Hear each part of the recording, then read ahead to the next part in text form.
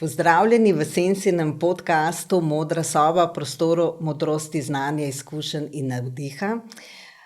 Naš sedanji gost, nocojšnji gost je Tomaž Mastnak. Z njim se bova pogovarjala o tem, kje smo kot družba, kako smo do sem sploh prispeli in kakšni so zgledi za bodočnost. Ampak naj ga predstavim. Tomaž Mastnak je sociolog, raziskovalec, predavatelj, publicist, civilno-družbeni aktivist. V nekdanji Jugoslaviji je bil sodno preganjan zaradi svojih člankov. Diplomiral je na FSPN, magistriral in doktoriral na ljubljanski filozofski fakulteti na oddelkih za filozofijo in sociologijo. Poddoktorski študij je opravil na univerzah v Cambridgeu in Edinburgu in na univerzi Johns Hopkins v Baltimorju. Nekaj desetletij je raziskoval in predaval na več prestižnih ameriških in britanskih univerzah, kot so Univerza Harvard, Univerza v New Yorku, Univerza v Cambridgeu, Univerza v Oxfordu in Ameriška univerza v Kairu. Nazadnje je bil na eni najuglednejših na ameriškem Princetonu. Zaposlen je bil kot urednik za družboslovje na Cankarjevi založbi in zatem na Marksističnem centru ter nazadnje na Znanstveno-raziskovalnem centru Slovenske akademije znanosti in umetnosti. Leta 2002 je bil prejemnik Zlatega znaka za izjemne dosežke na področju humanistike, ki ga podeljuje Slovenska akademija znanosti in umetnosti. Je avtor številnih knjig s področja zgodovine, politične in družbene misli. Uredil ali napisal je dobra 2 ducata knjig, nazadnje Liberalizem, fašizem, neoliberalizem, izšla je leta 2015, 2019 je izšla Črna internacionala v 2 delih, nato Bonapartizem 2021 in letos covidni režim.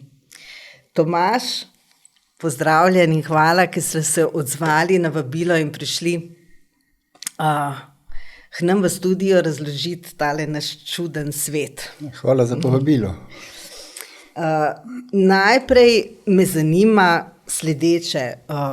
Vaše pisanje, ki ni ravno najbolj, kako bi rekla, konvencionalno ali pa mainstream pisanje o problematiki današnjega časa, to pomeni covidna problematika, to, kar se dogaja za Ukrajino, epidemiološki ukrepi v času covida in tako naprej. Skratka, veliko napadov.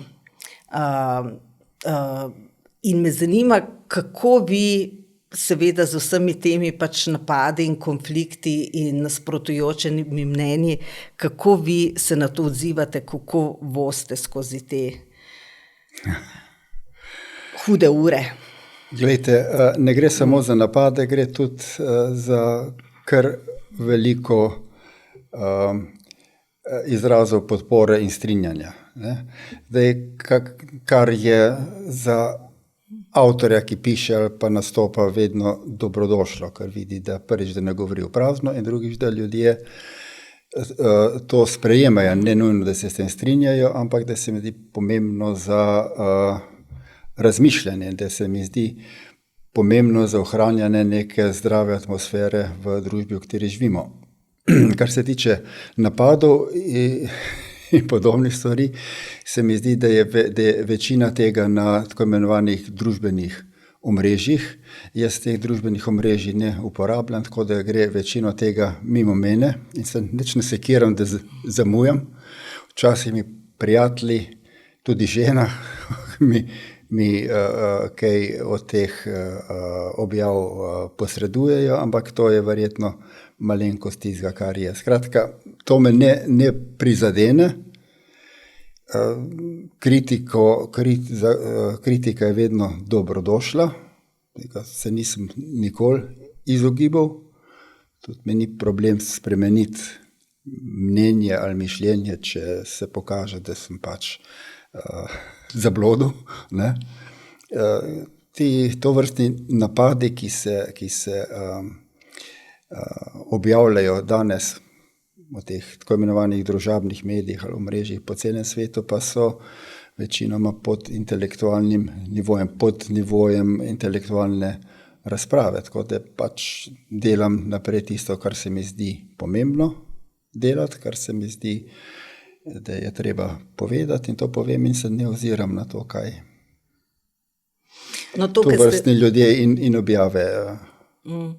To, ker ste rekel pod nivojem intelektualne razprave, ne? Kljub temu so to kamni, ki se kotalijo, ne? Na teh omrežjih, in recimo občutek je, pa me zanima vaše mnenje, v 80-ih ste imeli tudi težave, ko ste pisali, ne?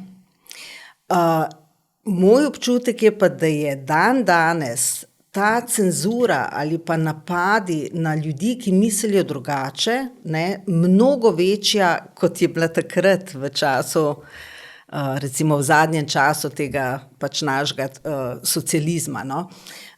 Ta popolna nepripravljenost dopustiti, da lahko ljudje mislijo drugače, vidijo drugače, čutijo drugače, doživljajo drugače, ne, ta popolna netoleranca, ki že razrašča v agresijo, tega recimo takrat ni bilo, ne.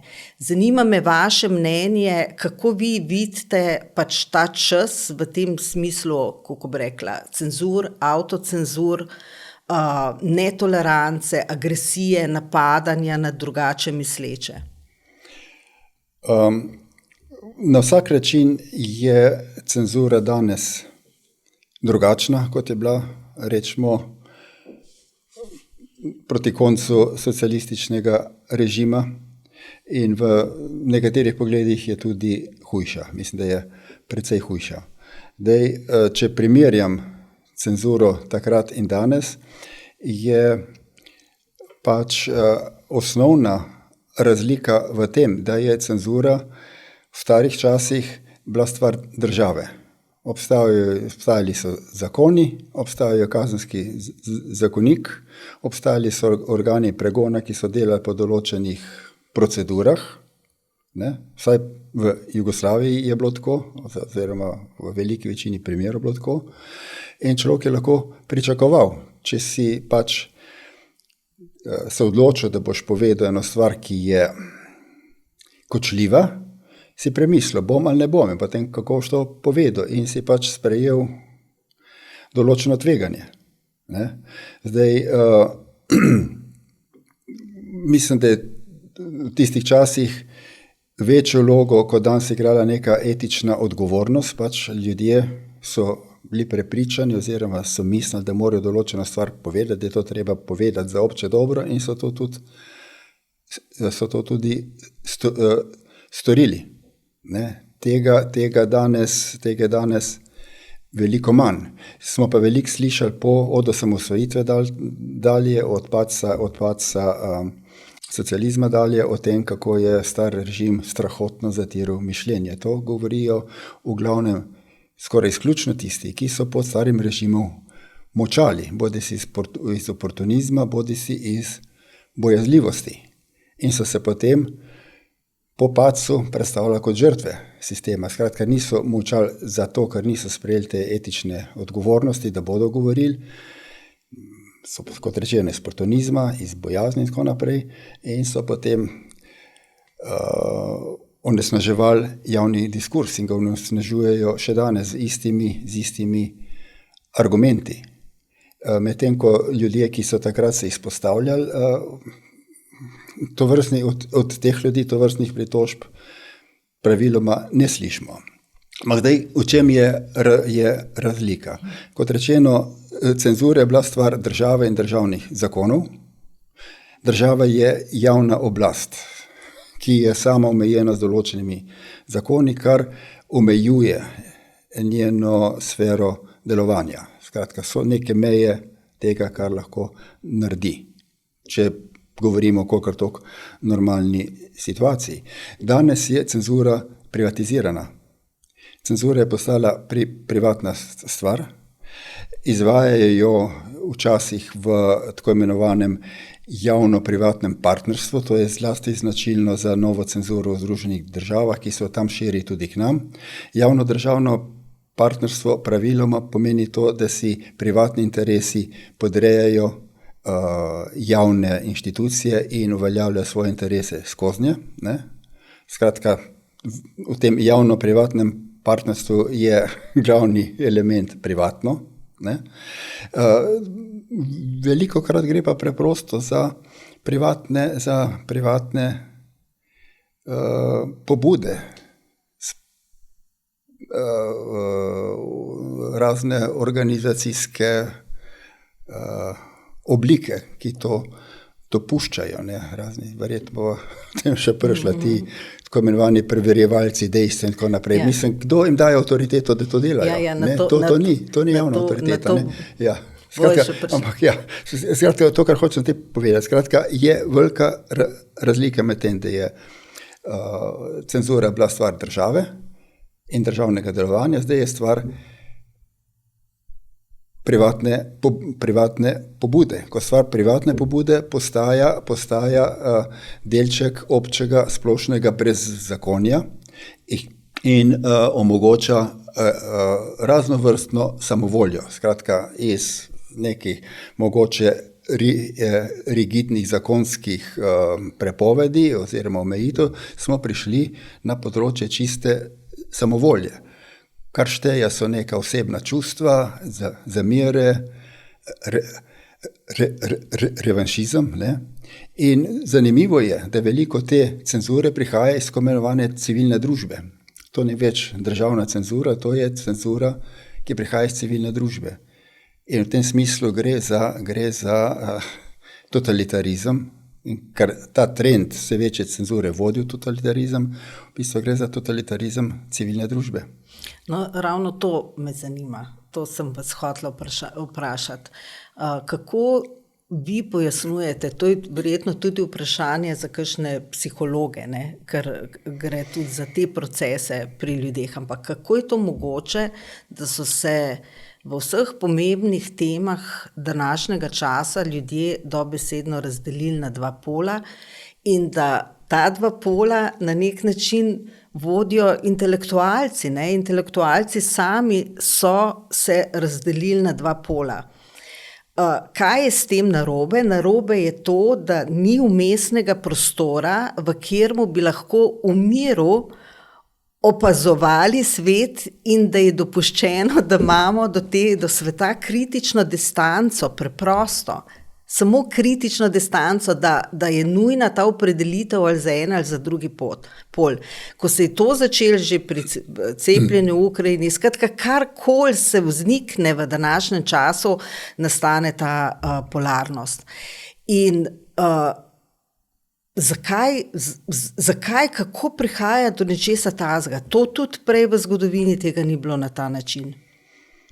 Na nek način se aplicira, se uporablja v življenju družbe to, kar se je dotlej uporabljalo v zunanji politiki. Skratka, gre za princip divide et impera. Razcepi svoje nasprotnike in sovražnike na nasprotne pole in boš obvladal. To je delni odgovor na to. In očitno je, da vladajoče elite delajo na tem, da družbo razcepljajo ne na nasprotje, ker vsaka družba je po definiciji nasprotna, ampak da ustvarjajo tak tip nasproti, med katerima ni možno posredovanje, ni možen razgovor, ni možna debata, ni možen kompromis. In potem imamo položaj, v katerem ta dva družbena pola napadata drugega, oblast pa mirno, nemoteno naprej uveljavlja svojo agendo. Ampak zakaj je ta vrtinec posrkal toliko intelektualcev, recimo tisti, ki so se izobraževali zato, da imajo do sveta kritično distanco, da so nevtralni, da motrijo. Zakaj je posesali celo družbo? Glejte, mi na intelektualce ne moramo več gledati tako, kot so gledali na nje romantiki ali pa kot smo gledali na nje v našem slovenskem primeru v času narodnega prebujanja, skratka teh narodnobudnih intelektualcev ni več, niti ni več tega neodvisnega znanstvenika, ki odkriva resnico in tako naprej. To je stvar preteklosti. Tle gre, kar se znanosti tiče, gre za velikanski znanstveni aparat, za velikansko infrastrukturo, sploh ko gre za eksaktne znanosti. Enostavno, če človek hoče biti znanstvenik, znanstveno raziskovati, se mora udinjati tistim, ki imajo to aparaturo, ki imajo to infrastrukturo. Ne? Pri intelektualcih, ki so bolj humanistično usmerjeni, je položaj podoben. Zdaj, na splošno gledano, intelektualci so del vladajočih elit, večinoma. Kot del vladajočih elit sicer niso pri vrhu, ampak so nekje nižji razred znotraj vladajočega, ne? In znotraj tega razrednega položaja, oziroma skladno s tem razrednim položajem, opravljajo svojo funkcijo, ki praviloma ni kritična. To je funkcija, ki služi oblastem, ki služi velikim ekonomskim, političnim interesom, tako ali drugače. In kar je pomembno tle je, da obstaja, tako kot znanosti obstaja ta velika infrastruktura, komplicirana, draga infrastruktura, obstaja tudi tukaj kot specifičen del istega kompleksa, obstaja aparat za intelektualno produkcijo, za intelektualno proizvodnjo. In v tem aparatu smo v bistvu zelo malo razmišljali, v glavnem ga sploh ne vidimo, to ni tema ali pa problem, ki bi ga zaznavali in problematizirali, so pa to aparat intenzivno oblikovali in gradili zlasti od začetka hladne vojne dalje. In tle so, Bog pomagi, ne bi rad zvenel kot kakšen refleksni anti-Američan in tako naprej, pač pripadnik tega, ampak tle gre dejansko za to, da so ključno vlogo pri tem igrale britanske in ameriške obveščevalne službe. V Angliji so takoj po vojni ustanovili oddelek za raziskovanje informacij, katerega namen je bil lansirati, glede na to, da je to začetek hladne vojne, namen tega oddelka, ki je imel velika sredstva in ki je zaposloval veliko število ljudi, intelektualcev na univerzah, v medijih, v časopisih in tako naprej. Namen tega oddelka je bil lansirati antikomunizem v intelektualno življenje. Bolj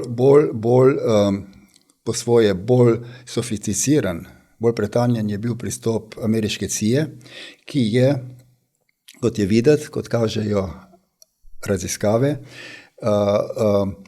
skušala obvladati levico ne tako, da bi jo prepovedovala in preganjala, ampak to, da bi podpirala tisti del levice, ki je bil kompatibilen z obstoječim sistemom. Skratka, tisti del levice, ki se je odpovedoval socializmu kot takrat še veljavni alternativi in potentni alternativi obstoječemu kapitalističnemu sistemu. Skratka, kar je bilo nedopustno, je bilo intelektualno delo, ki je kazalo na alternative obstoječemu politično-ekonomskemu sistemu. In s tem načrtnim delovanjem, ki je trajalo od začetka 50. let do leta 67, ko je nekdo to delovanje razkril, je bil v tem, da so počasi ustvarjali tip levice, ki je bil antikomunističen, antisocialističen, zelo radikalen v vprašanjih, pri katerih je bila radikalnost dopuščena. Danes se to kaže zlasti na področju identitetne politike, tle je lahko človek tako radikalen, kot si sploh mogoče zamisliti. Nič pa ne smeš reči proti, danes če govorim, nič pa ne smeš reči recimo proti imperialističnim vojnam in tako naprej. Ampak skratka, ta program je delal s pomočjo, tako da so organizirali kongrese, Mislim, cel projekt je bil, se imenoval Congress for Cultural Freedom, skratka nek kongres za kulturno svobodo. In organizirali so simpozije, založniške hiše, ugledne revije, ne, razprave javne in so v te razprave pritegovali v bistvu smetano leve inteligence, ki je vede ali ne vede, mislim, da v veliki večini ne vede, uveljavljala in počasi uveljavljala ta projekt ustvarjanja tako imenovane kompatibilne levice, ki je na videz radikalna in kritična, ki pa v ničemer ne preizprašuje temeljev obstoječega sistema. In mislim, da danes žanjemo sadove. Se pravi, levica, ki je make-up levica, tisto, kar je nedolžno, kar ni v bistvu toliko problematično. To, ne, recimo problem identitete je nekaj, kar ne bo zarezal v družbeno tkivo, ne, se podpira imperializem, ki je pa mnogo bolj problematičen, pa ne, tako pač. Ampak kako pa v sklopu vseh teh dogajanj je tako eskaliral sovražni govor? Zakaj in komu je v interesu tudi to, da je v družbi nivo dialoga toliko nizek, ne, in da je toliko pač sovražnosti in sovražnega govora? Glejte, ne, čisto na kratko še nekaj dodam k temu, kar sem prej govoril. Skratka, ko govorimo o intelektualcih danes, ne, to, kar nas, in ko govorimo o tem, kako nastopajo ob takih dejansko radikalnih krizah, kot je bila ta epidemija, kot je vojna v Ukrajini. Ne. V glavnem gre, tisto, kar nas šokira, je to, da je levica odpovedala. Skratka, intelektualna levica je odpovedala. In prišli smo v paradoksno situacijo, jaz kot star levičar to težko sprejemam, ampak prišli smo v situacijo, v kateri desnica napada velik kapital, korporacije, imperialistične vojne, levica pa podpira. To je narobe svet, ampak to je in s tem se moramo sprijazniti, to moramo vzeti v račun, ko bomo razmišljali o tem, kaj lahko naredimo v naši situaciji. Zdaj, ko govorimo o sovražnem govoru, gre tle in o tem, zakaj ni v družbi razprave, zakaj toliko sovraštva. Nizka je v bistvu grozljiva. Ne? Se strinjam, mislim, tle gre za dve stvari. En je ta fenomen sovražnega govora. To je zame sovražni govor ideološki konstrukt. To je nekaj, kar omogoča. To je tako kot ta cenzura, ki jo izvaja civilna družba, ne pa država. Jaz mislim, da je v naših zakonih, glasi v ustavi, dovolj trda podlaga za preprečevanje sovraštva, zbujanje nestrpnosti in diskriminacije in da bi na podlagi teh zakonov morala država delovati in pač tovrstne pojave, zato ker kršijo temeljne zakone, tovrstne pojave preprečevati ali kaznovati. Ne? Skratka, rabili bi odgovorno državo. Namesto odgovorne države imamo državo, ki služi ne vem kakšnim interesom in civilno družbo, ki jemlje pravico v svoje roke. Skratka, kar se sovražnega govora kot te kategorije, o kateri veliko slišimo danes, bi to rekel, pač meni se zdi to nek zelo nevaren koncept, kar, kot rečeno, omogoča brezzakonje in samovoljo.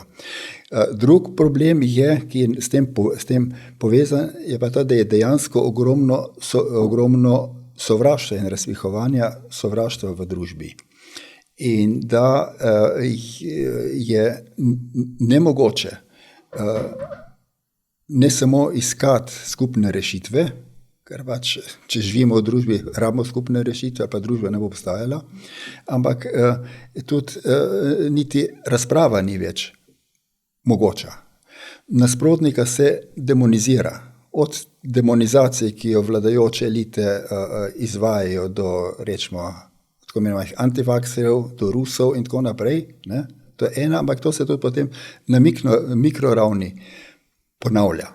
Vsak ima svojega sovražnika in bo tega sovražnika demoniziral do konca in ga skušal z vsemi sredstvi uničiti, izključiti, izbrisati, ekskomunicirati. Ne? To se gaja. Ampak to je spet del splošne težnje v današnji družbi, težnje, ki jo proizvajajo vladajoče elite, da se družbo atomizira. Če je tok tega sovraštva, ki onemogoča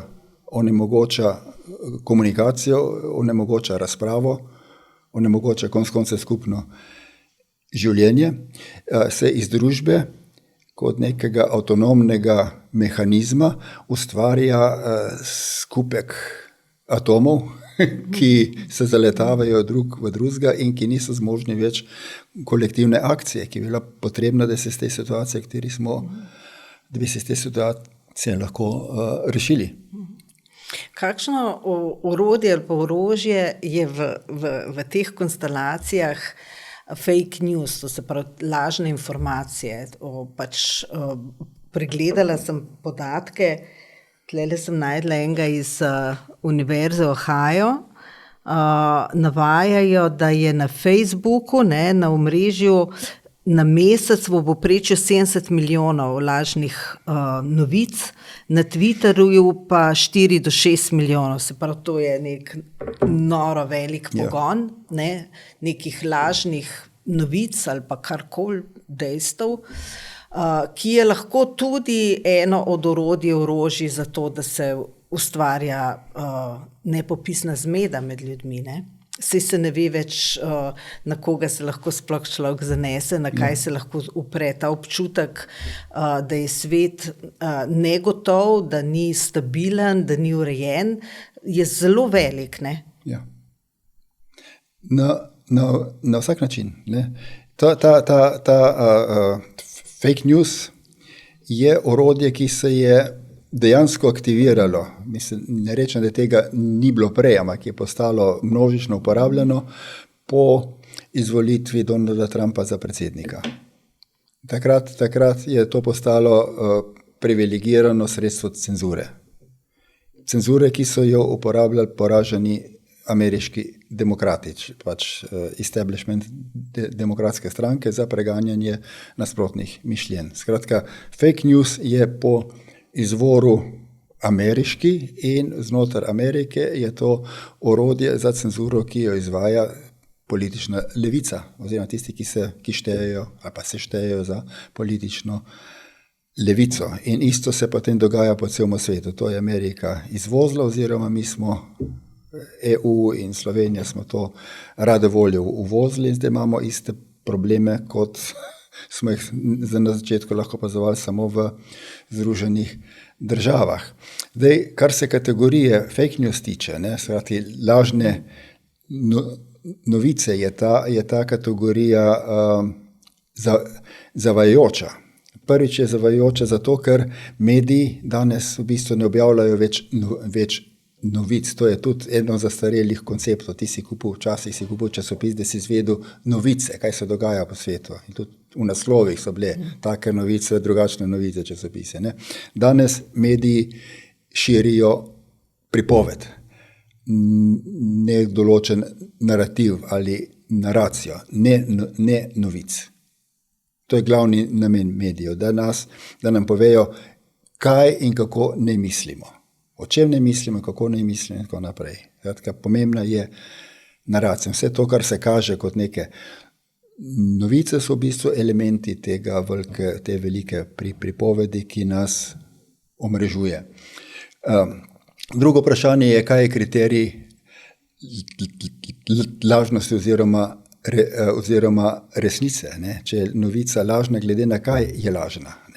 In tle v bistvu praviloma velja, da je lažna v razmerju do vladajoče pripovedi. Ne glede na dejstvo in tako naprej, ampak to je tisto, kar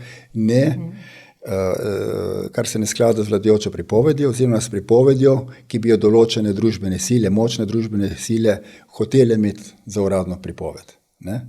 In tako smo zaprti v krog, v katerem konec koncev izgubimo stik z realnostjo, resnice pa tako ni več, ne, smo jo dekonstruirali in tako naprej. In skratka, s temi lažnimi novicami pridemo v situacijo, v kateri izgubimo možnost samostojne presoje, preverjanja dejstev. Ne? To je zelo perfiden način obvladovanja. Zdaj, če gledamo, včasih se to prevaja z dezinformacijami. Ne? Dezinformacije, širjenje dezinformacij je bila do nedavnega, se pravi do teh zadnjih ekscesov, zadnjih let, je bila poglavitna dejavnost obveščevalnih služb, kakšna je bila CIA. CIA je širila dezinformacije. Danes CIA še naprej širi dezinformacije, jasno, ampak obtožuje svoje nasprotnike, da to delajo, ne? In v bistvu kakršnekoli alternativne podatke, informacije diskvalificira kot dezinformacije. Skratka, v imenu boja proti dezinformacijam se širijo dezinformacije in izključuje razprava na podlagi dejstev. In zdaj v ta kaos, ki ga ste tako razgrnil, pridejo zdaj še ti fact-checkerji. Ja. To se pravi tisti preverjevalci dejstev, ne? Nekako bi se jim to reklo. In zdaj nekdaj so te velike medijske hiše, recimo Washington Post ali pa Associated Press in tako naprej, so imeli novinarje, ki so bili tam zaposleni za to, da preverijo dejstva, ne? Recimo neko informacijo ali drži ali ne. Danes nastaja iz tega cel medijski pogon, ne, teh preverjevalcev dejstev, kjer je kup vprašanj, ne, pač kdo na podlagi katerih kriterijev dobi nekdo pristojnost, da je taki, ima toliko znanja ali ne vem, usposobljenosti, da lahko preverja dejstva in služi resnici, ne. Drugo vprašanje je, kdo ga financira za to, ne, pač in s kakšnim namenom ga financira, za kakšne cilje ga financira. In recimo pomislila sem samo kot primer, ne, mogoče ni najbolj posrečen, ampak recimo kot primer, da bi bili v letu 2000 in bi imeli neke recimo take konflikte v družbi z področja medicine. Leta 2000 je veljalo, da nevroni, to so pravi možganske celice, odmrejo, ko odmrejo in se ne obnavljajo več. Ne? To je bil prevladujoča narativ, prevladujoča doktrina je bila to. Nek preverjevalec dejstev bi to vzel kot resnico. In potem pride nek nevroznanstvenik, par njih, ki bi rekla, ja, ampak veste, mi smo pa zdaj odkrili, da pa to ni res, ne, da se možgani še kako obnavljajo in celice tudi. Preverjevalci dejstev bi jih pobili, ne, ker to ni v skladu z obstoječo doktrino, ne. To je recimo verjetno primer, ki se danes odvija samo na drugih ravneh, ne. V čem sploh služijo potem preverjevalci dejstev, ne. Skratka, ta pogon, če mi lahko malček umestite v vsa ta družbena dogajanja. Glejte, vi ste omenila velike založniške hiše in medijske hiše, ki so včasih imele preverjanje dejstev, ki se jih objavljajo. To še vedno delajo, ampak to ne zato, da bi objavljali dejstva, novice, ki so v skladu z dejstvi, ampak zato, da bi objavljali, če že objavljajo dejstva, tiste, ki so v skladu s pripovedjo oziroma tisto, kar krepi pripoved. Ne? Skratka, ampak vsako pošteno novinarsko delo, znanstveno delo in tako naprej zahteva kot nujni pogoj preverjanje dejstev. Tem sploh ne bilo treba govoriti. To je del, ki spada v pojem znanosti in novinarstva in tako naprej. Ne gre samo za te velike hiše, ki ste jih omenila v tujini, gre tudi za, recimo, za medije pri nas. Pred par leti po nekem projektu sem šel brat časopise z 80-ih, jugoslovanske, ne samo slovenskih, in sem se začudil, kako visoka kvaliteta je bila zlasti poročanje o notranji politiki in o zunanji politiki. V tistem času je imel vsak časopis, ni treba, da bi bil zelo velik, tudi Dnevnik ali pa Delo, so imeli svoje dopisnike po celem svetu, ki so iz prve roke poročali o tem, kaj se dogaja, z tega, kar so videli, raziskovali, slišali in tako naprej. Danes nima dopisnikov, je dopisnikov komaj kaj. Mislim, da jih lahko na prste ene roke jih lahko preštejemo, koliko jih je. Namesto dopisnikov in preverjanja dejstev imamo prevajanje agencijskih novic. To mislim, da je ena glavnih dejavnosti slovenskega novinarstva danes, je žal prevajanje agencijskih novic, in to v slabo slovenščino velikrat, to berem, vidim zadaj angleške strukture. Skratka, gre za prevajanje novic, ki so monopol parih velikih agencij. Te agencije so pa vse v lasti ene ali dveh korporacij. Skratka, gre za prevajanje novic, ki so enake po vsem svetu, ki so krojene po interesih njihovih lastnikov. To je velika razlika med takrat in danes. In v tej situaciji, v kateri ni več poročevalcev, v kateri v bistvu ni več preverjanja dejstev, v kateri so novice kreirane glede na politično koristnost tistih, ki imajo kapital, v tej situaciji se pojavijo preverjevalci dejstev. In zdaj, kaj so ti preverjevalci dejstev in kaj so dejstva, ki jih preverjajo. Tle je podobno kot z dezinformacijami. Ta dejstva so ideološki ali pa diskurzivni konstrukti. Dejstva, če gledamo zgodovino COVID-a, na začetku COVID-a je bil vzpostavljen nabor dejstev. Tisto, kaj je štelo za dejstvo. To v glavnem so delali v Svetovni zdravstveni organizaciji in v CDC v Ameriki, skratka v njihovi zdravstveni, tej glavni krovni organizaciji. Skratka, izumili so dejstva in potem od takrat naprej so vse izjave kogarkoli, ki je imel drugačne ideje in predloge, kako reševati COVID-no krizo, kako zdraviti ljudi in tako naprej. Vse te ljudi in njihove izjave, predloge, zahteve so primerjali z dejstvi. Svojimi dejstvi. In če niso se skladali z dejstvi, so rekli, to je pa proti znanosti. In so jih izključili. Skratka, dejstva so konstrukt bila, ideološki konstrukt. In pri preverjanju dejstev ne gre za to, da bi preverjevalci dejstev preverjali, kaj so dejstva, ampak v bistvu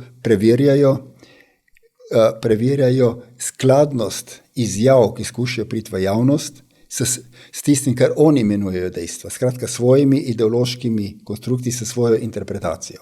Dva primera lahko recimo dam.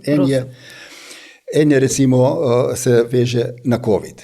Do nedavna so nas te oblasti, znanstveno-politične oblasti, prepričevale oziroma nam povedale, da tako imenovana cepiva proti COVID-u preprečujejo širjenje, prenos in širjenje okužb. To je bilo dejstvo. Kdor je na podlagi statističnih podatkov in celo tistih podatkov, ki so jih uradne inštitucije v teh državah, ki so sicer razglašale ta dejstva, objavljale, kdo je na podlagi teh podatkov argumentiral, da cepiva očitno ne širijo, ne preprečujejo okužb, ampak da okužbe prenašajo tudi cepljeni, ta je bil obtožen izkrivljanja dejstev. Skratka, tega so pa reči, to pa se ne sklada z dejstvi. In so ga ekskomunicirali, skenslali, ukinili na določeno stvar. Ne? Zdaj pa je po nastopu te Pfizerjeve direktorice za razvita tržišča, gospe Small, v Evropskem parlamentu pred 2-3 tedni, pa vemo, da so od začetka vedeli, da Pfizer niti ni preizkušal cepiv, kot tako imenovanih cepiv, glede na to, preprečujejo okužbe ali ne. Mislim, kar je absurdno, to ni cepivo. Če ti nekaj narediš, kar ne preprečuje okužb, je to mogoče zdravilo ali karkoli. Ne? Ampak skratka, oni tega niso delali preiskav, to ni bil del načrta za izdelavo cepiva. Ne? Po drugi strani se je to vedlo že mislim, od oktobra 20, ko je to bilo objavljeno, mislim, da v British Journal of Medicine, da se to dogaja. Ampak kljub temu je do nastopa te gospe veljalo, da to ni res. Skratka, 2 leti so nam vede lagali. Zdravniki, politiki, strokovnjaki in tako naprej. In to je bilo laganje v imenu spoštovanja dejstev. V bistvu so ohranjali nek ideološki konstrukt. Ne? In zdaj, ko je to bilo razkrito, še naprej lažejo. Oziroma lažejo. Eni direkt lažejo, drugi dajajo neodgovorne izjave, za katere bi, glede na to, da te izjave lahko vplivajo na življenje in smrt ljudi, to tvegajo kazensko odgovornost. Ti ne moreš dajati izjav, ki lahko nekoga stanejo življenje neodgovorno, frivolno, kot se to dela. Ampak to je vse, kot rečeno, to so dejstva. Ne? In preverjevalci dejstev teh izjav, ki prihajajo z vrha, nikoli ne preverjajo. Preverjajo izjave, ki vladajoči naraciji nasprotujejo.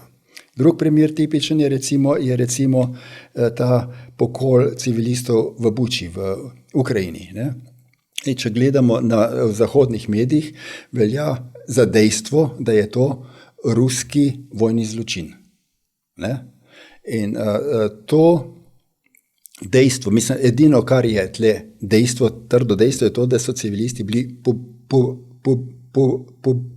pobiti. To, da jih je pobila ruska vojska, je interpretacija dejstva. Ti odkriješ mrliče in daš razlago interpretacijo, kaj se je zgodilo, kdo jih je pobil. In ta tvoja interpretacija velja za dejstvo.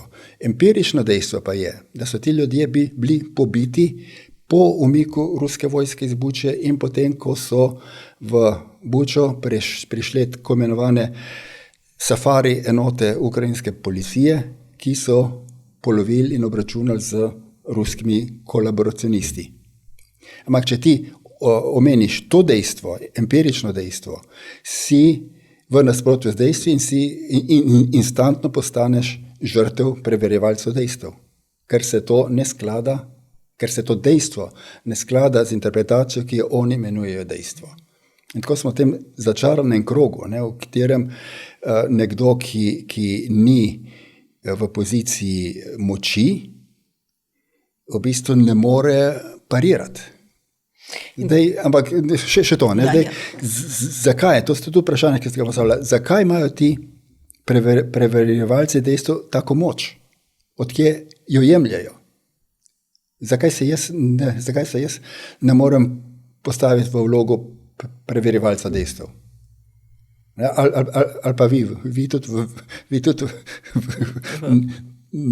ne štejete v to kategorijo očitno. Ne? Skratka, tle gre spet za dva principa. En gre za princip samozvane oblasti, tako kot tisti gor čist na vrhu so v glavnem samozvanci, ljudje, ki sami sebe volijo in nastavljajo, imenujejo na vodilne položaje. Isto se dogaja potem, rečemo, na ravni civilne družbe, kjer spet neka določena skupina razglasi same sebe za avtoriteto na določenem področju. Recimo za avtoriteto o resničnem poročanju, o preverjanju dejstev. Ne? Zdaj, ti, ki se lahko razglasijo za to vrstno avtoriteto, delajo to na podlagi določene moči. Zdaj, čem je ta moč? Ta moč je konec konca, to ste omenila, v denarju, v sredstvih. Nekdo mora to plačati. In tisti, ki to brez denarja, ti danes ne moreš narediti nič. Oziroma, lahko narediš kaj malega, ampak tako v javnem življenju, če govorimo o projektih, ki bi lahko intervenirali v javni prostor, imeli vpliv, tle rabiš denar.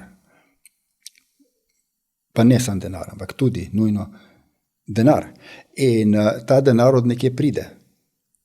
In ta, ki ta denar da, potem lahko tudi pričakuje, da bo za ta denar dobil tisto, za kar je plačal.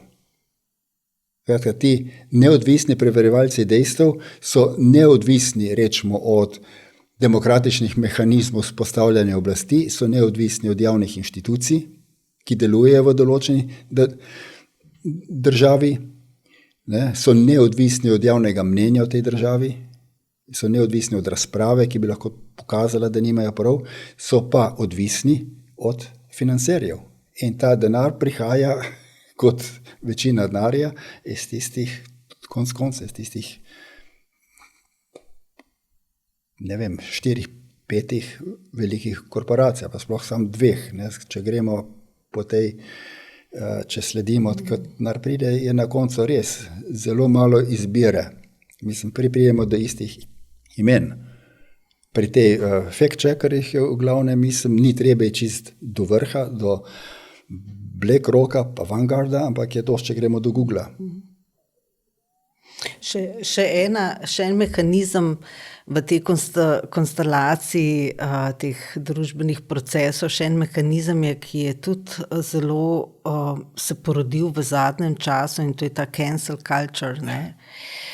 Ki je tudi, to se pravi, mehanizem, s katerim se nekoga izloči, degradira, razvrednoti, ne, recimo njegovo strokovnost, in ga pač izloči, odstrani kot playerja, pač iz kroga, v katerem on deluje. Ne. To je tudi eden od pač novejših mehanizmov. Že prej gotovo je bilo tudi to, ampak da bi se tako množično to uporabljali, je verjetno to produkt, rezultat tega časa zdaj, ne? Je. Ampak bom pa nekaj rekel, kar je lahko vzamete zares, pa nečiz zares. Ne? V bistvu smo Slovenci imeli cancel culture že pred 30 leti. Tle smo bili avantgarda, ko smo izbrisali tako imenovane neslovence. To je tipična poteza tega, čemur danes rečemo cancel culture, ampak v drugem kontekstu. Kar je isto, je to, da tako takrat, kot zdaj, gre za zlorabo oblasti in moči. To ostaja, ne? No, ampak tudi, recimo, ko ste lih ta primer omenil, jaz sem bila takrat na Mladini, ne? Ja. In prvi tekst, ki je nastal, ne zdaj, da bi se hvalila, ampak to je dejstvo, pač je bil moj tekst. Ne? Čestitam. Ja, zdaj sem zelo ponosna na to. Res. Takrat je bilo pa nekaj samoumevnega. Ne? Ja. Ko se je videl, seveda, kaj se dogaja. Sploh glede na to, da potem, ko je prišlo do tega, da jih je nekako krivic branil, ne, in ko mi je gospod po tolikih letih pripovedoval, kako so za njim pluvali na cesti in tako, skratka, skozi kaj je šel, zato, ker jih pač branil, no, to je recimo en tak nepopisno hud madež, ki ga je proizvedla naša kultura, ampak to, kar sem kultura, družba. To, kar sem pa hotela vprašati, je pa sledeče, da tudi takrat, tako kot danes, je bilo boleče opazovati, koliko malo nas je bilo, koliko nikoga, kako so vsi zginili, da bi karkoli se postavili ali pa zahtevali neko, ne vem, pravna država, neke mehanizme. Čez 10 let, ko je bilo že ugotovljeno, da seveda, da je bilo to protipravno, še vedno ni bilo te volje in da bi se to pač krivico nekako popravili. Tisto, kar pa najbolj boli, da se je pa to dogajalo 20 let v času, ko je bila glavnina vlad pač kao levih, ne. Ja. In to se še vedno dogaja. Ne? Glejte, to je za 2-3 vprašanja so tle. Ne? Eno je to, zakaj, ko se ga zastavlja, zakaj ljudje niso reagirali. Ne? Če gre za zlorabo moči in oblasti, imaš opravka z oblastjo, ki so tisti, ki jo imajo pripravljeni zlorabiti. Zato se ljudje nekateri raj umaknejo, da še sami ne fašajo. Ne? Po drugi strani pa gre za to, da take poteze dejansko prepričajo dosti ljudi, da so pravilne in da to treba delati. In kar je ironija, zelo bridka ironija v vsem tem je, da se ta cancel culture velikrat izvaja v imenu demokracije, zaščite človekovih pravic, svobode govora, tako kot fact-checkerji pa fake news, to je vse v interesu. Ta cenzura se vsa izvaja v interesu demokracije, uveljavljene demokracije. Tako kot se je takrat pri nas, tako se je še zdaj. Ne? In je težko včasih če človek pogleda stvari natančno, se je težko znajti. Rekel, pa mogoče je pa res boljš, da ti, ko so Trumpovi, ne smejo govoriti. Ali pa če oni govorijo, to je pa samo sovražni govor, tega pa ne smemo dopustiti. Skratka, so ti argumenti in to se danes bolj očitno dogaja, kot se takrat. Ampak že takrat, ko ste rekla, je to izvajala liberalno-demokratična oblast. In danes je cancel culture nažalost domena politične levice, liberalne politične levice, ki to izvaja, kot rečeno, v imenu tolerance. Toleranca, to gre od začetke, ko imenovane buržoazne tolerance, do Johna Locke naprej, toleranca absolutno, razen za katolike. Ne? Za vse, razen za. Ne? To ostane. Toleranca je zelo nevaren koncept, ne? Ker ne problematizira moči, ki jo imaš in potencijala za zlorabo te oblasti. Svoboda govora. Kako ne imamo svobodo govora, če pa oni ne spoštujejo znanosti? Če pa oni, če so agenti ruske oblasti in tako naprej. Im ne moramo vstiti, ker če bomo pustili njim pravico do govora, se bo uničila našo družbo. Skratka, tle treba stvari postaviti na pravo mesto, da bi lahko imeli svobodo. Skratka, čim več cenzure, da bi lahko imeli svobodo govora. Ne? Tako da to tle so. Ta cancel culture je danes izpeljana iz teh konceptov politične korektnosti. To je nekaj, kar nima zveze z zakonitostjo, s spoštovanjem družbenih zakonov in meril, ampak nekaj, o čemer lahko se človek da duška svojim bolečinam in občutljivim senzibilnostim, sovraštvo in tako naprej. In tle je prosto lovišče zopet, tako kot pri vseh stvari, o katerih sva se menila. Ko država stopi v ozadje, ko sama država deluje kot privatna last, kot plen, se pol dogajajo to vrstne stvari in te stvari razkrajajo družbo v substanci, to razkrajajo družbo kot tako. Tam je bilo všeč prosto lovišče. Še en tak zelo opazen, očiten proces se odvija v zadnjih 20-30 letih in to je to odvratno, enormno bogatenje in akumulacija kapitalov v rokah peščice, pa sem odbrala zdaj samo par takih primerov, tako za okus. Ena je recimo človekoljubna organizacija Oxfam in njeni podatki iz leta 2020. Po teh ona pač sledi tem procesom. Njeni podatki 2020 je sledeči, recimo, da je v rokah 2153 svetovnih milijarderjev, ima v rokah več bogatstva kot preostale 4,6 milijarde ljudi. To se pravi 2000 posameznikov več bogatstva kot polovica človeštva. Potem je podatek iz ene raziskave inštituta pri investicijski banki Credit Suisse iz leta 2019, da ima 1% najbogatejših v rokah 45% svetovnega bogatstva. To je tako nepopisno velike številke. In potem še tale, ameriška finančna revija Forbes leta 2021, oni so pa sledili, kaj se je dogajalo med covidom z pač bogatenjem. Ne? In to je bilo že mnogokrat objavljeno, recimo Amazon in Bezos zaradi Amazona ali pa Zuckerberg zaradi Facebooka, za koliko milijard se je obema premoženje povečalo samo v času covida, tako vsaj 1/3 od tistega, kar sta že itak imela.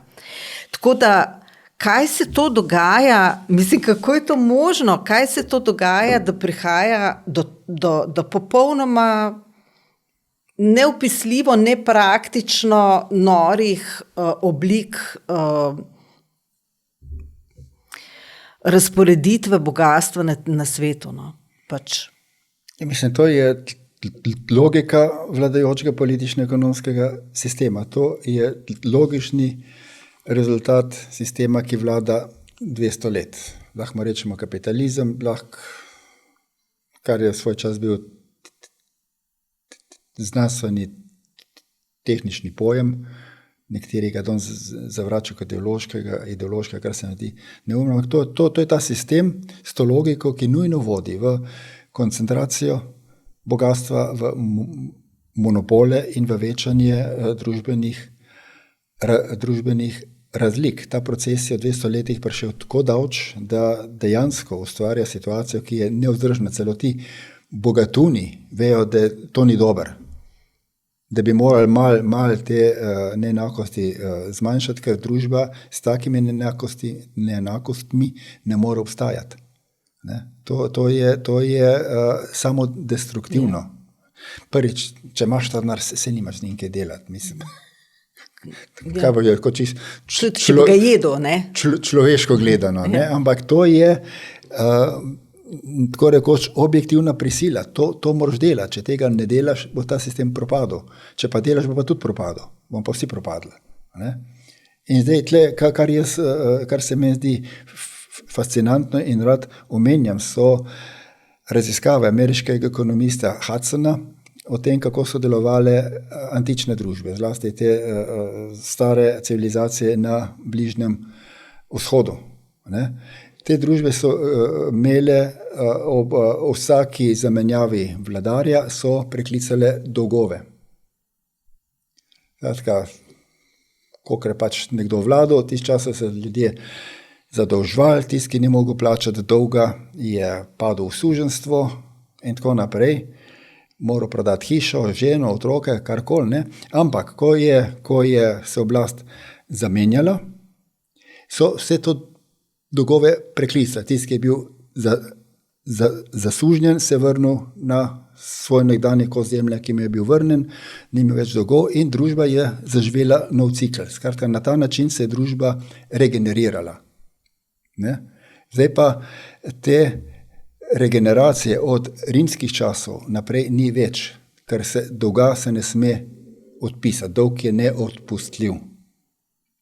In to bogatstvo, ki ga omenjate, gradi na dolgovih in na renti. Skratka, to je nezasluženo bogatstvo. Če gledate klasično politično ekonomijo, glavna kategorija, proti kateri so nekje do srede 19. stoletja ekonomisti polemizirali, je bilo nezasluženo bogatstvo. Tisto bogatstvo, ki ga ne ustvariš z delom. To so hteli ukiniti. Ampak to se potem vse spremenili, ne? In sistem deluje naprej. In družba se, kot rečeno, družba se ne more regenerirati, s takimi razlikami pa ne more živeti. In zato te naše družbe, zahodne družbe, kjer je to najbolj pregnano do vrhunca, propadajo. V knjigi Črna internacionala umestite kot nekaj zelo prelomnega, kar nas je pripeljalo do tega stanja, v katerem smo zdaj, dogajanje po prvi svetovni vojni, pa bi, če lahko, to je seveda zelo težko tako na kratko strniti, samo o tem bi se lahko pogovarjala in cel pogovor, ampak kaj nas je pripeljalo do tega, kje smo zdaj, kje so bili te najbolj pomembni mejniki za razumevanje tega, kjer smo danes? Ja. Glejte, meni se zdi najpomembneje takrat to, da so se po prvi svetovni vojni, zlasti na Versajski mirovni konferenci, zbrale zahodne politične elite in ekonomske elite in so se reorganizirale. Prva svetovna vojna je bil pretres, ne? In so videli, da tako naprej ne more več iti in so reorganizirale svojo oblast. Reorganizirale so se. Zdaj, ta reorganizacija je imela nekaj vidikov. Osnovni vidik, mislim, med osnovnimi vidiki so prvič ti, da so pripustili v politiko in to na najvišje ravni odločanja bankirje, investitorje, industrice, sploh veliki biznis. Ti so začeli krojiti politiko, svetovno politiko. Že na mirovni konferenci so imeli glavno besedo predstavniki ameriškega velikega biznisa. Ne? Skratka, tle ni šlo več za diplomate, ni šlo več za, če hočete, aristokrate, ki so, če neč drugega, imeli neko določeno kulturo in izobrazbo. Tle je šlo za povzpetnike, ki so v tistem divjem ameriškem kapitalizmu na hitro obogateli in imeli tako velikansko moč, da so začeli vplivati na javno dogajanje. Drug moment je bil to, da so zgradili mednarodne odnose na sistemu finančnih odvisnosti, na dolgovih. Nikoli prej se ni zgodilo, da je bile vse države zadolžene.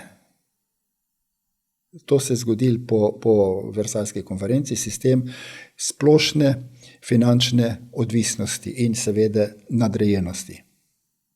In to začenja uravnavati mednarodne odnose in oblikovati. To začenja igrati odločilno vlogo pri tem, kdo bo kje vladal, kakšna vlada je dopustna. Ne? In ta finančna politika, dolgov in tako naprej, dajejo vzvod za politične pritiske na posamezne države. Kar se je skozi ta sistem počasi uveljavljalo, je bilo podrejanje politične oblasti in političnih institucij privatni ekonomski moči. Skratka, nekje od Versajske konference pa do konca druge svetovne vojne se ustvari na konstelacija oblasti, v kateri postanejo ekonomski interesi privatni ekonomski interesi nadrejeni javnim interesom, ki jih predstavlja država. In tem živimo še danes. To ne prvič gre za finančno odvisnost, gre za veliko vpliv privatne ekonomske moči in za nemoč države, da bi to ekonomsko moč omejevala. Ta moč postaja vse svobodnejša in konec koncev je ta kapitalistična svoboda tega sistema, o katerem govorimo, je konec koncev svoboda ekonomske moči. Kdor ima to ekonomsko moč, lahko dela, kar hoče. Na škodo javnega interesa, na škodo uničevanja narave, na škodo uničevanja družbe, zdravstva, šolstva in tako naprej. Ne? Skozi vse to se je v Evropo urinil takrat po koncu prve svetovne vojne ameriški kapital in ta ameriški kapital je potem obvladal ekonomsko gospodarstvo oziroma je vzpostavil močne vezi, poslovne vezi z najmočnejšimi evropskimi korporacijami. Te so bile pa nemške. In ko je prišel na oblast nacizem, so bile nacistične. In skratka, velik del tega kapitala je financiral remilitarizacijo Nemčije in dvig nacizma na oblast. In te vezi med ameriškim velikim kapitalom in zdaj nacističnim kapitalom so obstale med vojno, niso bile pretrgane in ostale so po vojni. Ko so predstavniki leve struje v ameriški oblasti, ki je pač bila ena od okupacijskih moči v Nemčiji, htel obračunati z nacizmom, izvesti denacifikacijo, so jih njihovi kolegi, bankirji v generalskih uniformah zaustavili. In potegnili velik del te nacistične znanosti in ekonomske moči v Ameriko. Skratka, vzpostavil se mednarodni sistem, v katerem ima Amerika vodilno vlogo, postane hegemon, definitivno postane hegemon po koncu druge svetovne vojne, v katerem ekonomska moč obvlada in nadzira in usmerja politično moč, v kateri politična oblast servisira ekonomsko moč, ne? In v kateri so potem ti ekonomski interesi, veliki ekonomski interesi in mednarodne povezave teh velikih interesov, to, kar danes imenujemo globalizem, ki obvladujejo vse dogajanje po svetu. Ne? To se mi zdi, da ta sistem, ta mednarodna ureditev je bila vzpostavljena, temelji te mednarodne ureditve so bile vzpostavljeni po koncu prve svetovne vojne in značilno za to vzpostavitev te nove ureditve je to, da so izključili, da so ti ukrepi v mednarodni politiki, oblikovanje sistema teh finančnih odvisnosti, bili spremljani na notranjem političnem prizorišču z onemogočanjem kakršnekoli opozicijske politike, kakršnekoli opozicije. Skratka, vse, kar je veljalo za opozicijo, je bilo črtano. V mednarodni politiki je mirovna konferenca v Versaillesu sprožila vojaško intervencijo v sovjetski Rusiji, na domačem področju pa so stopili v vojno proti organiziranemu delovskemu gibanju, proti sindikatom, proti intelektualcem, ki so bili kritični do obstoječega sistema in začeli uveljavljati obvladovanje družbe s pomočjo manipuliranja javnega mnenja. To postane, če gledate družboslovno literaturo, javno mnenje postane velika kategorija ravno v tistem času. Takrat se pojavijo knjige in študije v javnem mnenju in hkrati o tem, kako se to javno mnenje da manipulirati. In glavni investitor in glavni uporabnik ugotovitev raziskav o javnem mnenju so bili veliki ameriški industrialci.